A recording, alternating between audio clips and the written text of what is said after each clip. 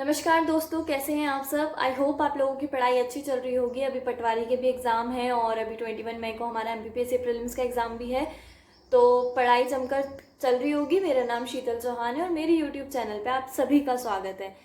तो कुछ लोगों को तो पता है और जो नए हैं उन लोगों को मैं बता दूं कि हम लोग एक सीरीज़ चला रहे हैं अपने चैनल पे, जिसके 2 वीडियोस पहले आ चुके हैं, जिसमें हम ये करते हैं कि जो आप वीडियो के नीचे कमेंट्स पूछते हैं हमारे प्रीलिम्स और मेंस MPPSC से रिलेटेड, तो हम उस पर बात करते हैं। प्लस हम मोटिवेशन से रिलेटेड कुछ बातें करते हैं और हम 5 इंपॉर्टेंट फैक्ट्स देखते हैं जो हमारे MPPSC मेंस और प्रीलिम्स दोनों में काम आते हैं, ताकि हमारी कुछ बातें भी हो जाएं और फैक्ट भी याद हो जाए।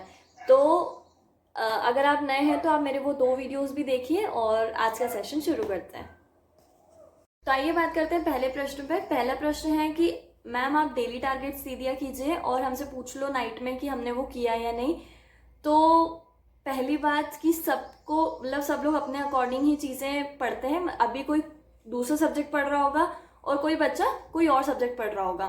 सबका पढ़ने का तरीका अलग होता है, टाइमिंग अलग होता है। कोई 4-5 घंटे में बहुत सारा पढ़ पाता है तो कोई पूरे दिन पढ़ाई करते रहते हैं, है ना। तो सबका अलग अलग वेरी करता है। तो इसीलिए मैं हमेशा कहती हूँ कि आप खुद के लिए डेली टारगेट बनाओ। जो कल आपका जो भी दिन है वो आपको पता है कि कैसा होने वाला है। हो सकता है कि किसी के लिए कल जो होने वाला है उसमें उसे किसी शादी में जाना हो, किसी फंक्शन में जाना हो या कोई बहुत ज़रूरी काम हो, उसके कारण वो 4-5 घंटे ही पढ़ पाए या 2-3 घंटे ही निकाल पाए पढ़ाई के लिए, क्योंकि वो काम बहुत ज़रूरी है। ठीक है। और हो सकता है उसी बच्चे के लिए परसों पूरा दिन फ्री हो तो वो ज़्यादा घंटे निकाल पाए, 9-10 घंटे। तो सबके लिए जो कल है ना वो वेरी करता है। सब अलग अलग, सबका अलग अलग हो जाता है कि कल उसको कैसा जाएगा। तो उसके अकॉर्डिंग आपको नाइट में सोने से पहले अपना टाइम टेबल बनाना है, क्योंकि एक दिन रात में पहले तो पता ही होगा ना कि कल क्या क्या होने वाला है। तो उसके अकॉर्डिंग आपको निकालना है। पर बस मेक श्योर कि आप डेली 2-3 घंटे तो निकालना ही है, चाहे कितना भी बड़ा काम हो। ठीक है। कंसिस्टेंसी बहुत ज़्यादा ज़रूरी है, डेली पढ़ाई करना बहुत ज़्यादा ज़रूरी है। ठीक है। तो डेली इस तरह से 1-2 बार मैं डालकर आपको बता दूंगी कि आप कितना एवरेज अपना टारगेट रख सकते हैं। ठीक है। आइए बात करते हैं दूसरे प्रश्न पर।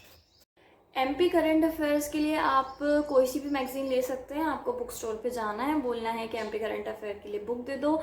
मैंने पिछले बार तथ्यवान पढ़ी थी, तथ्यवान में बहुत सारे फैक्ट्स आ गए थे और वो लोग फोटोज़ भी देते हैं उसमें, तो ईजी हो जाता है लर्न करना। तो आप वो भी खरीद सकते हैं और कोई दूसरी मैगजीन भी खरीद सकते हैं। तो जो भी अभी आई हो रिसेंटली वो ही लेना, क्योंकि अभी अभी के जो करंट अफेयर्स है वो ज़्यादा इंपॉर्टेंट है।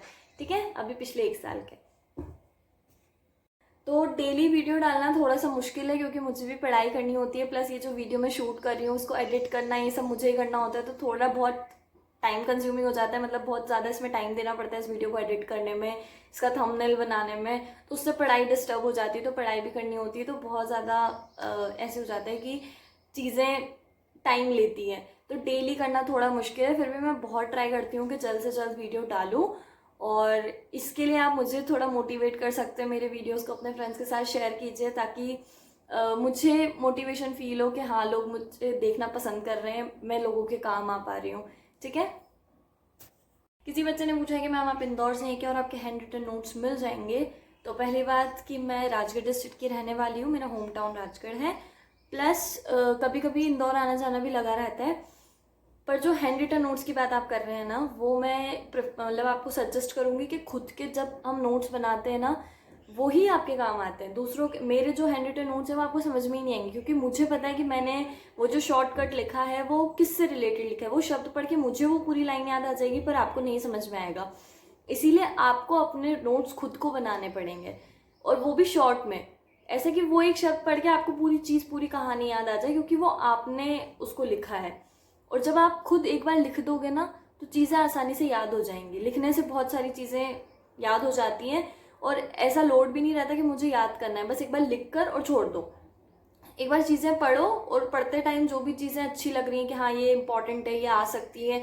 जब हम प्रीवियस ईयर क्वेश्चन देखते हैं तो हमें पता चलता है कि हाँ MPPSC यहाँ से पूछता है, इस तरह से पूछता है। तो वो सारी चीज़ें आप लिखते चलो, है ना। ऐसा नहीं कि पूरी की पूरी बुक ही उतारनी है नोट्स में, ऐसा नहीं करना है। ठीक है। तो अपने नोट्स खुद बनाने की कोशिश करो। मैं एक वीडियो डालूंगी भी कि आप कैसे अपने नोट्स खुद इफेक्टिव वाले नोट्स बना सकते हैं। ठीक है। तो कोई बच्चा पूछ रहा है कि मैम आपका इंटरव्यू कॉल आ चुका है क्या। तो नहीं, मेरा सिर्फ प्रीलिम्स निकला है, अभी मेंस है। और फिर अगर आप सबकी प्रेयर साथ रही तो हो सकता है इंटरव्यू कॉल भी आ जाए, ठीक है। तो बट अभी तक नहीं आया है। मैंने अपने पुराने 2 वीडियो में जो प्रीवियस ईयर क्वेश्चन बुक की बात की है, वो बच्ची ने पूछा है किसी ने कि वो बुक कौन सी है मैम।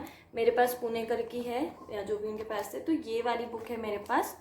ये इंग्लिश मीडियम वाले बच्चों के लिए है और ये ऑनलाइन मिल जाती है। मैं उस टाइम पे घर पे थी तो मैंने ऑनलाइन ही इसको मंगाया था। और ये इसके जो पब्लिशर है वो जैन ब्रदर्स करके है और जो राइटर है वो प्रमेश जैन और प्रतीक जैन है, ठीक है।